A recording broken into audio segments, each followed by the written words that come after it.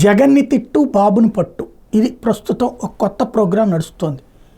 Intellectuals లేదా retired అయినటువంటి అధికారులు ప్రభుత్వంలో ఏదో ఒక పదవుల కోసం ఆశిస్తూ ఉంటారు.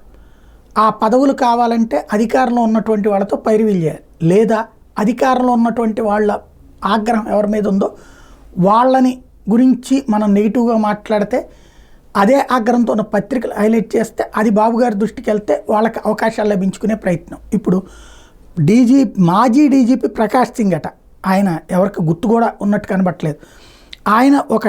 ఆయన మాజీ డీజీపీ, బీఎస్ఎఫ్ మాజీ డీజీ అట. ఆయన ఒక ట్వీట్ చేశారు, జగన్ మీద 11 సిబిఐ 7 ఈడీ కేసులు ఉన్నప్పటికీ 5 ఏళ్లుగా న్యాయస్థానాల విచారణకు హాజరు కావడం లేదు. సీమ కుర్రోడు అనే ఎక్స్ ఖాతా నుంచి చేసిన పోస్ట్ని ప్రకాష్ సింగ్ రీట్వీట్ చేస్తూ, రాజశేఖర రెడ్డి ప్రభుత్వం అవినీతిలో కూరుకుపోయిందంటూ వికీలీక్స్ చెప్పినట్టుగా పత్రికలో వచ్చిన కథనాలు, జగన్ మీద ఉన్న పెండింగ్ కేసుల వివరాలని కూడా ప్రస్తావిస్తూ సీమ కుర్రోడు చేసిన ట్వీట్ని పద్మశ్రీ పురస్కార గ్రహీత అయిన ప్రకాష్ సింగ్ రీట్వీట్ చేశారట. అలాగే బెంగళూరులోని జగన్ ప్యాలెస్ వీడియోతో ఉన్న పోస్టును కూడా ప్రకాష్ సింగ్ రీట్వీట్ చేశారు. జగన్ ఎంతటి విలాసవంతమైన జీవితం గడుపుతారో చెప్పేందుకు బెంగళూరు ప్యాలెస్ ఓ మచ్చుతొనక మాత్రమేనంటూ షెల్బై అనే ఎక్స్ ఖాతా నుంచి పెట్టిన పోస్ట్ను ఆయన తిరిగి పోస్ట్ చేశారు. జగన్ మీద అవినీతి కేసుల విచారణ ముమ్మరం చేయాలని అందులో పేర్కొన్నారు. ఇది ఇల్లు కాదు విలాసవంతమైన రాజభవనం లాంటి కామెంట్ చేశారు.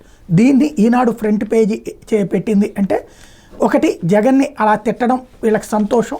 అదే సందర్భంలో ప్రకాష్ సింగ్ కోరిక మేబీ ఈ ప్రభుత్వంలో ఏదైనా పోస్ట్ అయ్యి ఉండాలి.